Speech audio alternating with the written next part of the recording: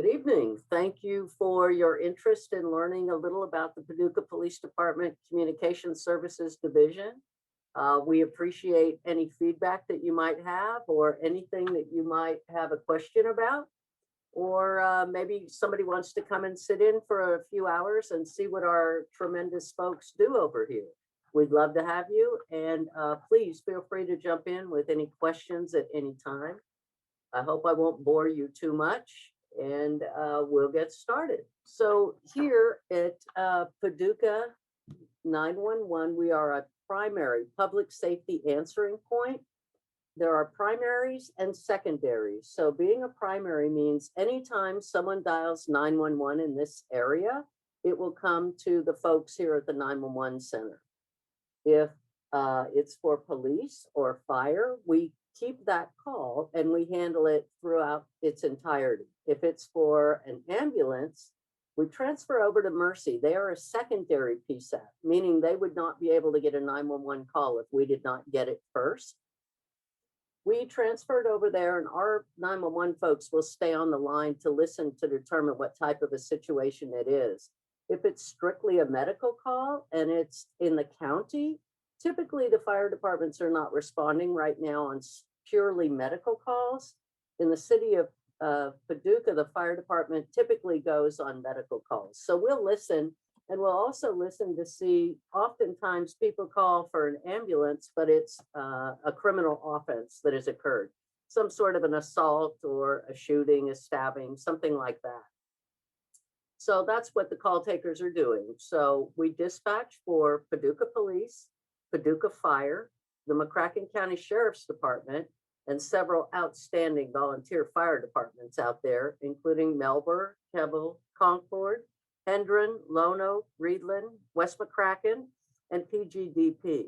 We also dispatch for animal control and the coroner's office and Office of Emergency Management if they were to have an activation. We are an enhanced 911 system, which means we get phase 1 and phase 2 information from a caller. If it's phase 1 and it's coming from a landline or a hard line device, we get the account holder's name and the automatic number identification. So we'll get the phone number and where that call is, the landline is actually located.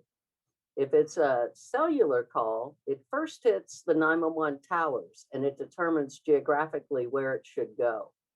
After we get the call, a couple seconds later, we'll get the phase 2, which means the actual location of the cell phone that's making the call and not just the tower. It's pretty reliable. We can get within maybe 10 or 15 feet of the caller. So we can also, if it's a situation where the person isn't able to speak to us, we can continue to what we call rebid, and we can continue to track that phone if it's moving. So then we'll dispatch officers or deputies to go and assist. We use a computer-aided dispatch, a CAD system, that everything that we do is based on geography. So within the city and the county, each address or area has a response area and a response plan. The department heads determine what type of call warrants a different kind of priority. In other words, how fast does that call need to be dispatched for emergency crews to respond? We take those decision making and we put it into our CAD system and we build response plans. So for any piece of geography and a particular type of call, there are 4 priorities. Priority 1 is the highest. These are crimes against persons in progress. The only crime that's a priority 1 call that we run on that's a property crime would be a burglary. And that's because we want to assume that there might be people inside the business or the residence.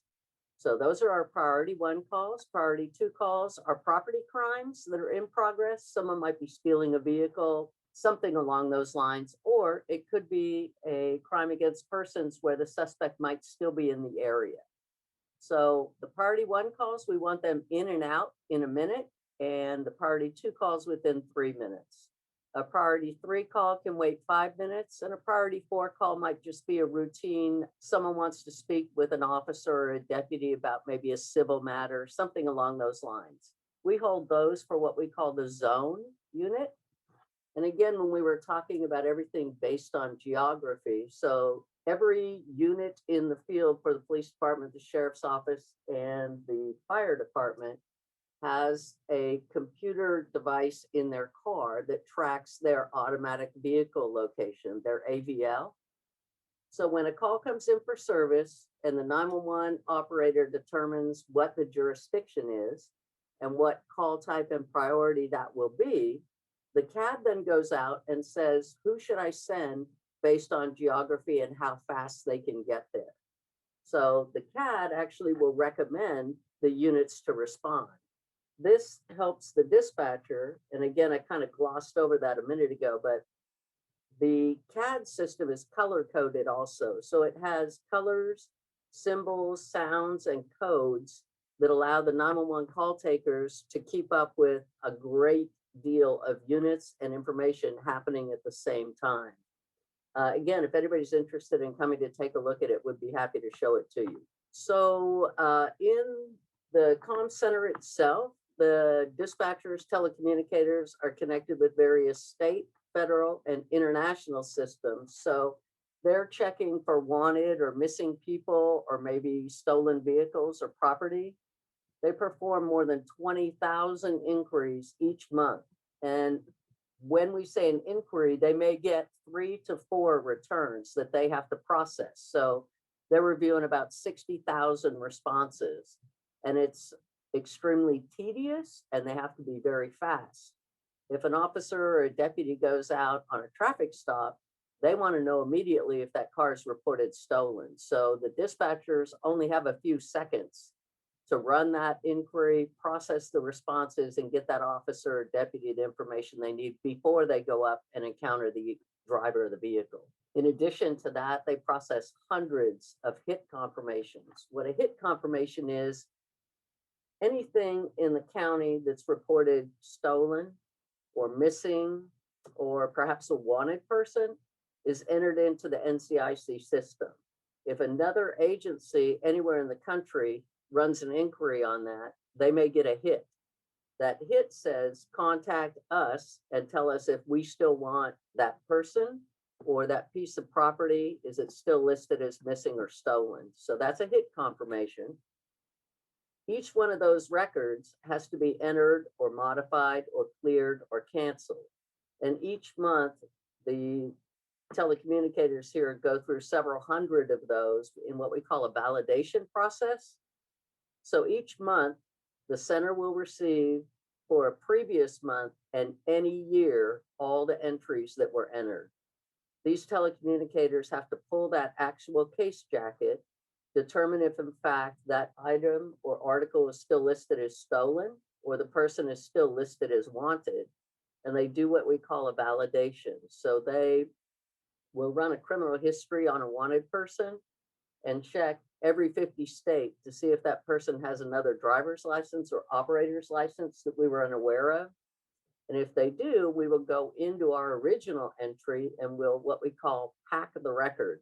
We'll add identifying scars, marks, tattoos, also known as, so any name they might have used, any other social security numbers, any other dates of birth, so that any agency would have a better chance of locating that person and recognizing that hit.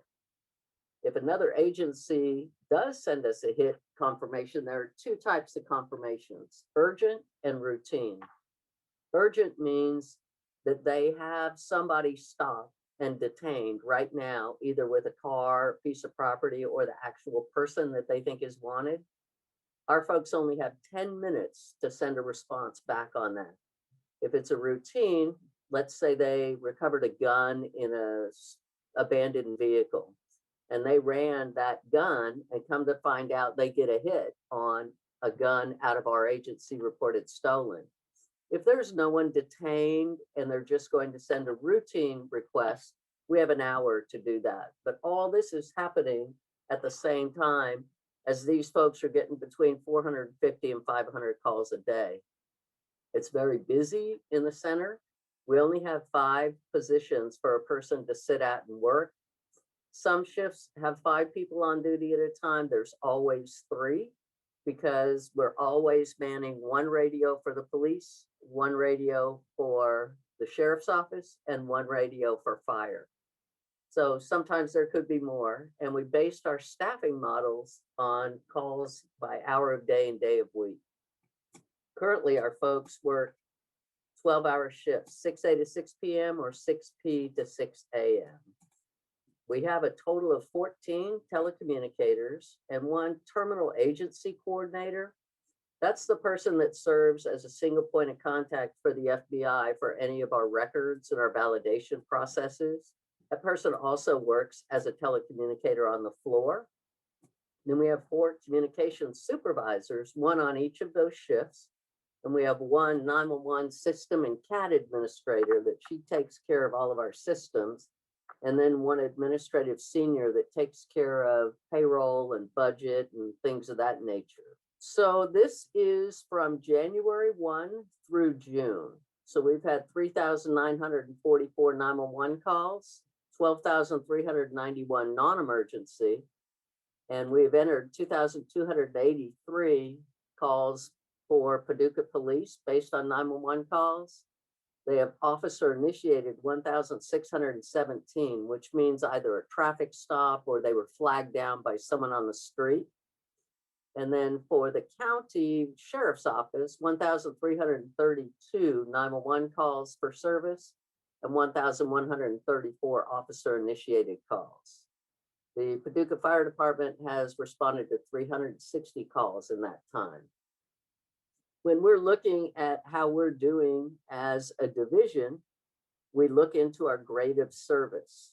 The National Emergency Number Association, which oversees PSAP quality and standards, has determined that 911 calls should be answered 90% of the time in less than 15 seconds.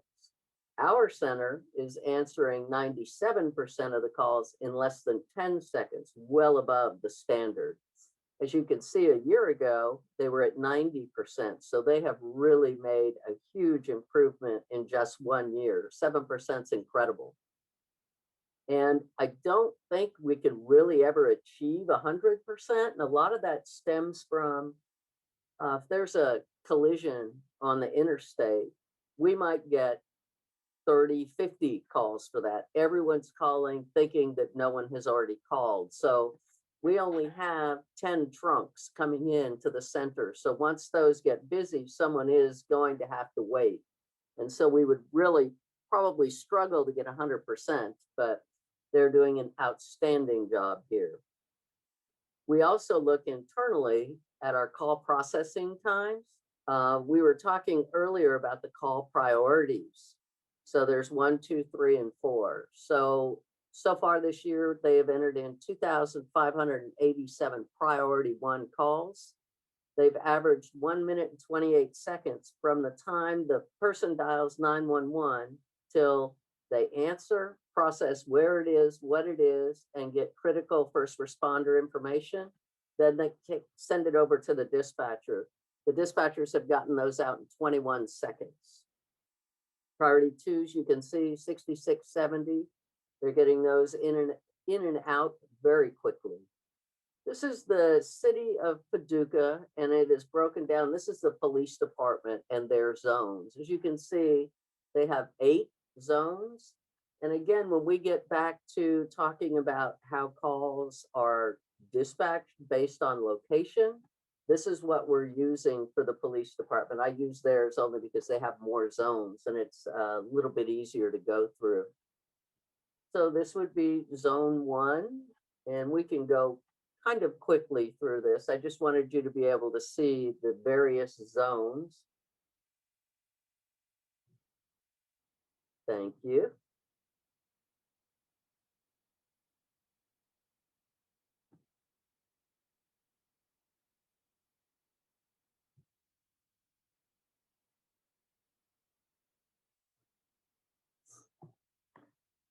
And then the sheriff's office runs 3 zones, a west, a central, and an east.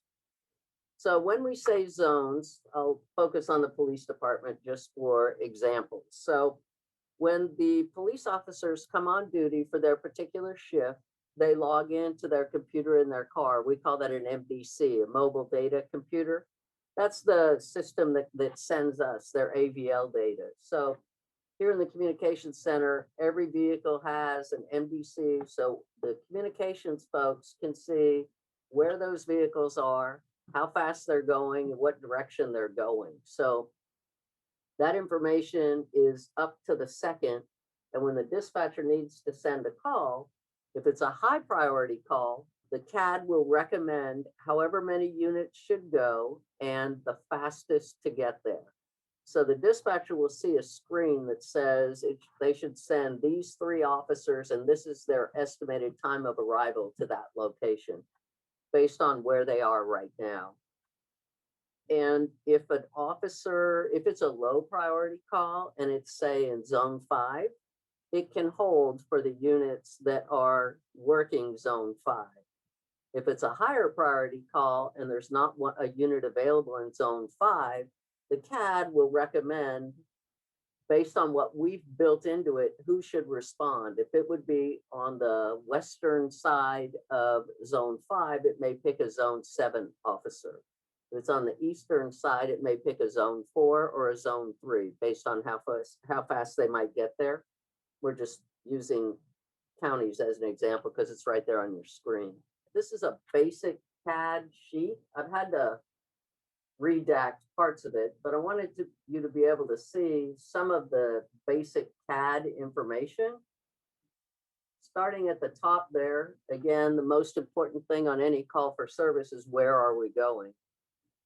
When we train our telecommunicators, I'm sure you all remember the W's: who, what, when, where, and why.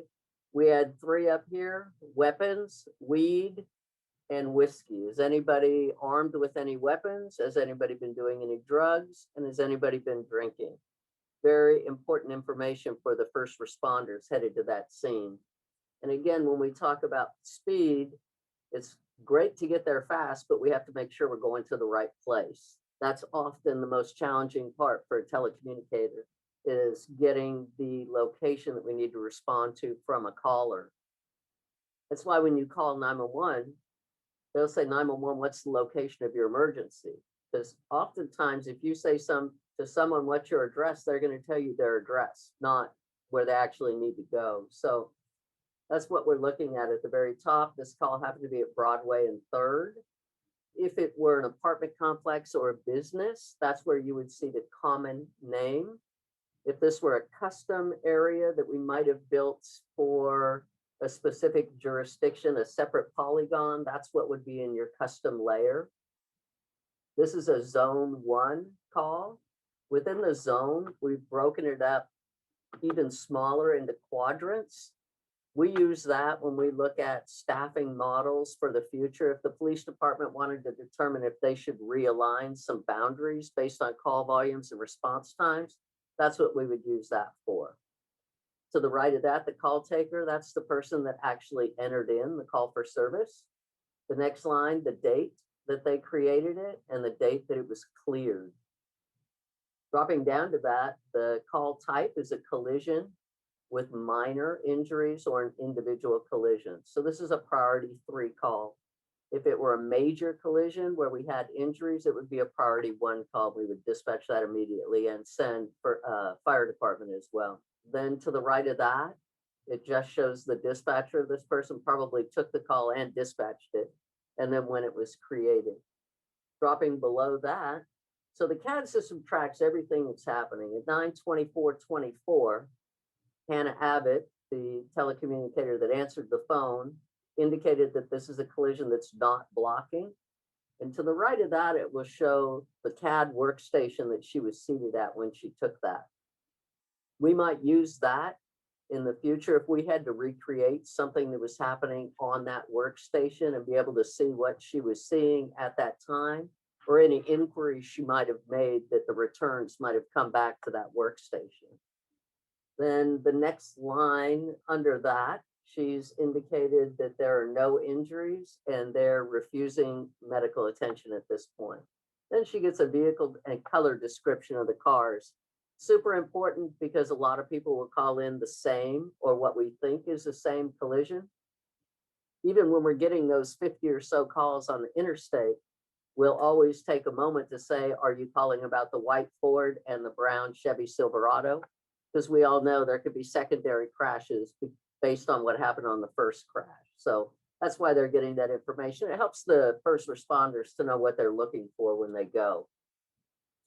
Scrolling down a little bit more, we do not use EMD, that's emergency medical dispatch. Again, we only dispatch for fire and police. We do not dispatch for medical. That would be Mercy. If we were doing that type of work, that's where you would see that information. Underneath that are any people that are associated with this particular event and what their relation is to it, their date of birth, their phone number, and who entered in that information over there to the right. Scrolling down a little bit more, any vehicles that were involved in this situation. Then we have the disposition.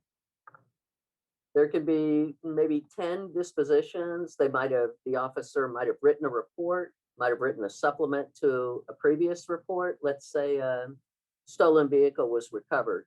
They're going to write a supplement to the original case number on that. We also have a code for unable to locate. We have a code for false alarms. We have a false alarm weather-related clearance, civil matter, no report. Anyway, it's a code that helps us determine what happened on that call. So again, just a little bit more detail on this, but you can see where the call was cleared. Chris cleared it in the workstation he was seated at. As you're looking at this, you're seeing as we're making every single change, the CAD is logging that, where we added this person's name, the next person's name.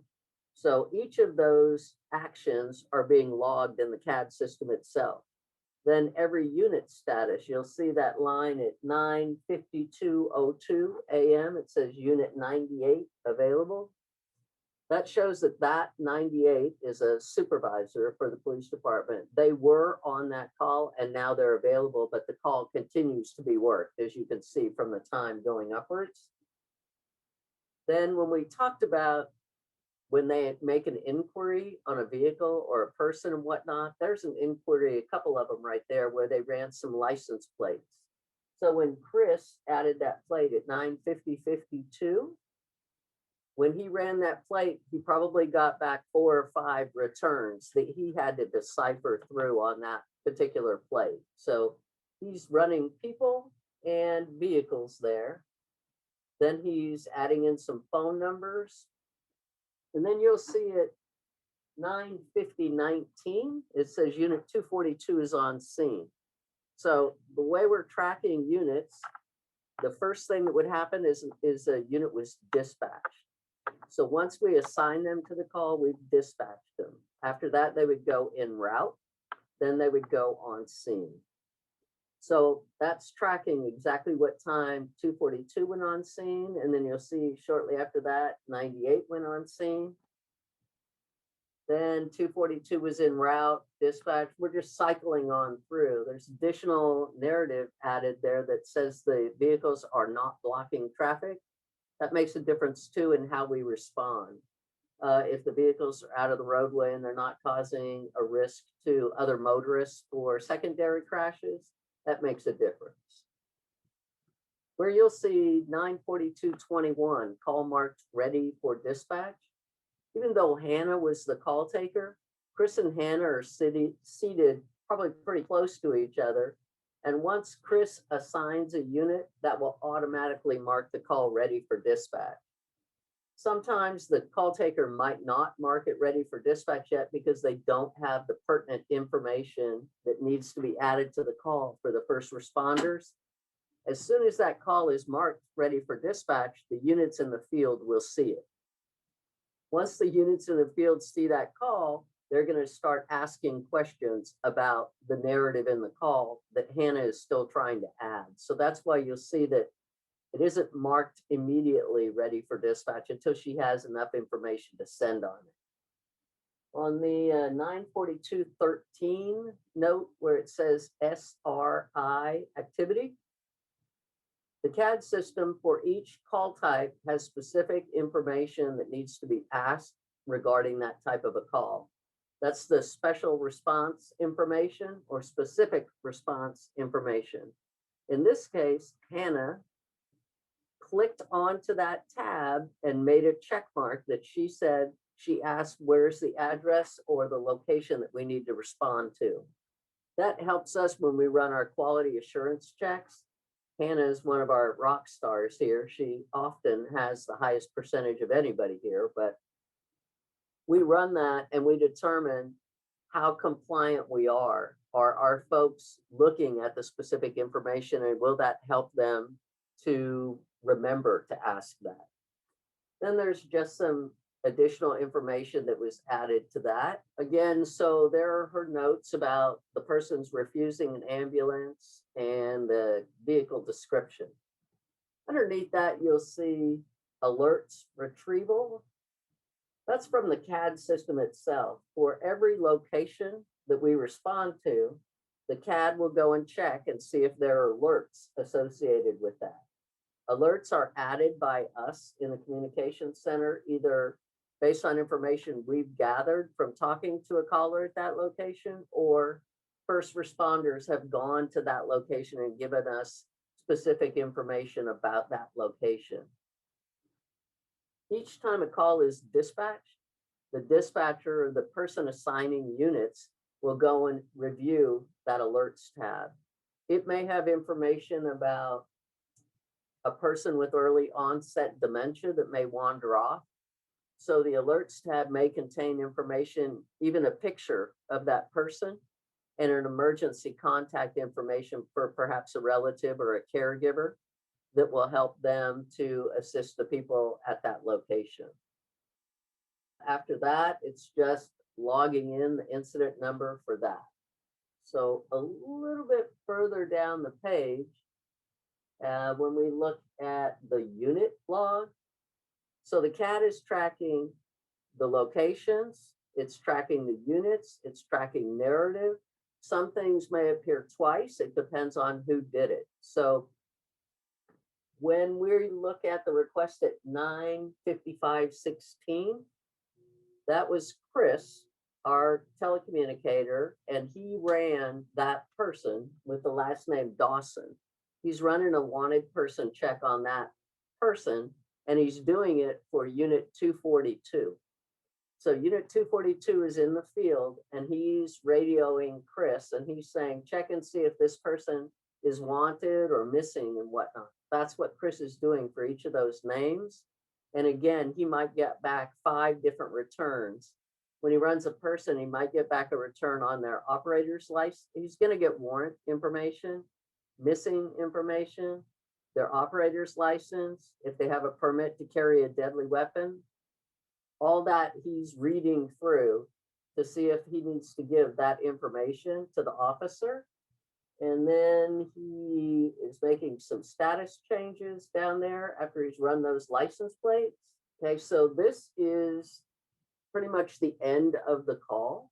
So it's making a note of the incident number, the jurisdiction. So again, we've dispatched for police, several fire departments. They each have their own jurisdiction code and then the type of the call. Then at the very end, it will say that unit 242, he was the primary, which means if he wrote a report, that's who we're looking for the report. So he's listed as the primary. Next to that radio number, the P, every unit in the field carries a portable radio, and that's the radio number that that officer is carrying. So if he were to key up with an emergency, we would get that readout on our screen, and we know that that's officer counts. The C next to it, that would be the radio in their car. So that's pretty much a CAD sheet in its entirety. I have another one. I brought this one up here, dude, because I wanted you to see, this is actually a structure fire, a pretty large fire that happened a month or so ago. Well, the first one that we saw was a minor crash. That was only a few pages. This fire is several pages long. And it went on for a few days when we had emergency crews out there trying to assist with the damage. And so I just wanted you to note, if you'll see when we're looking at the call narrative, so almost anything that a first responder in the field says on the radio to us, our folks are logging that into the call. That might be important to the units in the field when they're writing a report, or if there's a question about something that happened. That's where these notes are in. You can see that they notified the state highway department to get barricades. So other people that we also dispatched for are DES folks. They were out there for 2 or 3 days blocking the road to make it safe for the crews to be out there working the scene. And you can see where the Red Cross came out and brought some water. Just a lot of notes of everything that's going on in that call. 728 and 40, if you can see that. So when we were talking about who should respond to a call and how they should get there, and we stated that the department heads determine what type of a response is warranted for a particular type of a call and the priority. This is where the CAD recommended, if you'll see that Serena Taylor at 92840, she had hit the unit recommendation, and it said that she should send Tower 6, Ladder 7, Engine 1, Engine 2, Engine 4, and Fire 208. So the CAD said for this type of a structure fire, these are the type of equipment that you need to send. And the CAD is calculated, those are the fastest units to respond to that call. So I just wanted you to be able to see that that's how the CAD does the recommendations.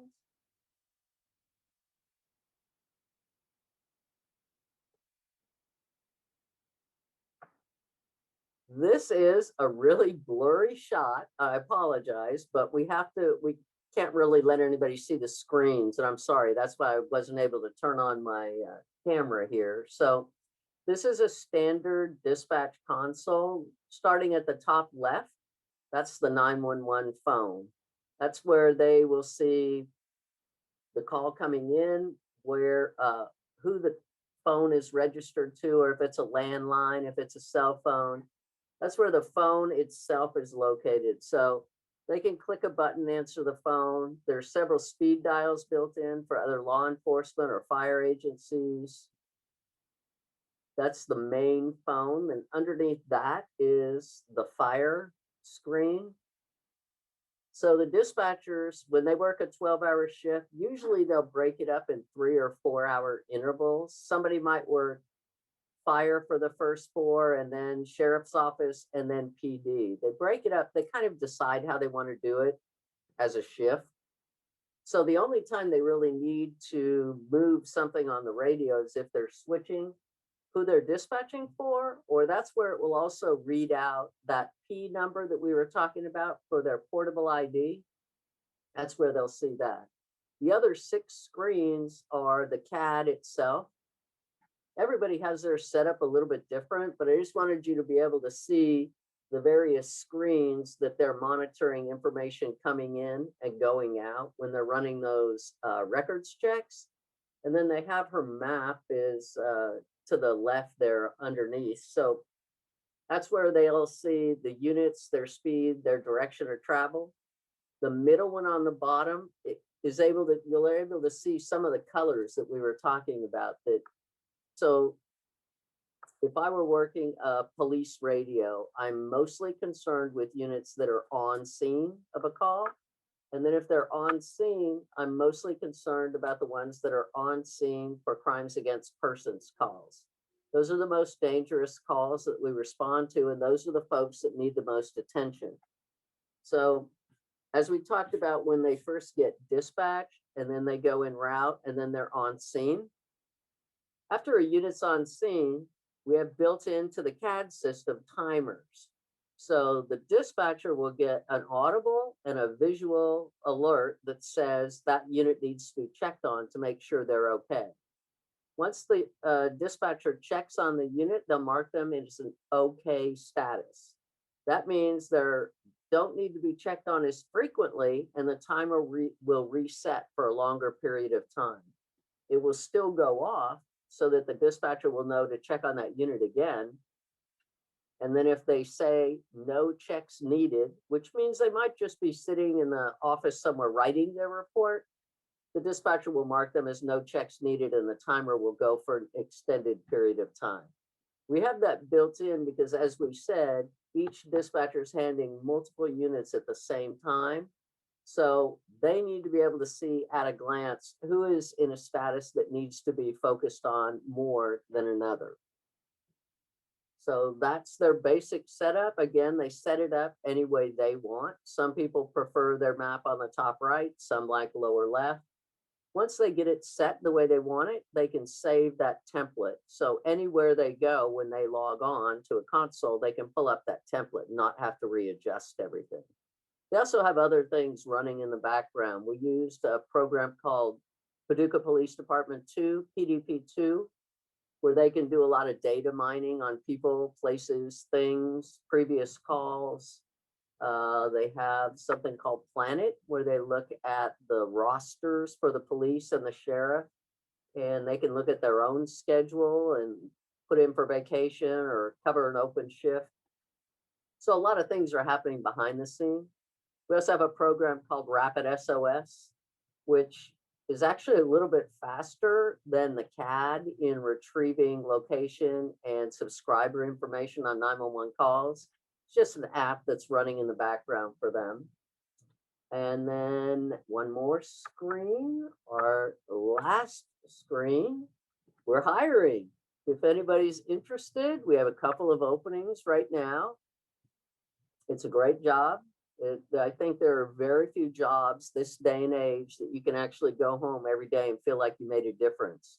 Maybe a teacher, a nurse, a lawyer, or a doctor, but these folks really do make a difference. They're dedicated professionals and they do everything they can to make sure every first responder makes it home safe every day. And if anybody has any questions, I would be happy to try and answer it. If not, I can make a note and talk to a smart person and get you the answer. Someone said, what is the yellow stripe for? Are you talking about like the gold line? So you often see the thin blue line for police and the thin red line for medical or fire. And the gold line is actually for dispatchers because they are truly the first responder. First responders can't get a call if it doesn't come through us first. So that's what the gold line is for. And someone said the training for dispatcher, they go through 8 to 10 weeks of in-house on-the-job training here in the communications center. And then they have to go to 4 weeks at the Academy for Department of Criminal Justice Training Center. So then after that, they have to have a minimum of 8 hours of in-service training each year. We like to give them a little bit more than that, but it is a little bit difficult with staffing. And, we're already working 12 hours a day. So it's hard to try and have folks adjust their life to do some training. Clearly, if they have an interest, again, we talked about the National Emergency Number Association, NENA, and there's APCO, various conferences that they can attend or training that they might care to attend, and we'll work with them on that. I'd like to thank you again for your interest in taking the time. And again, we would love to have you come and take a tour or sit in for 20 minutes or an hour. It might be interesting to you and you might be interested yourself in coming to work for us. You might have a family member. We'd love to listen to you. We do have a job posted right now. So, and if there's ever anything we can do to help you or your community, we'd love to come and speak at your school or your neighborhood association, let you guys know what to say when you call 911 and why we ask the questions that we ask and the order that we ask them. We'd be happy to come and help.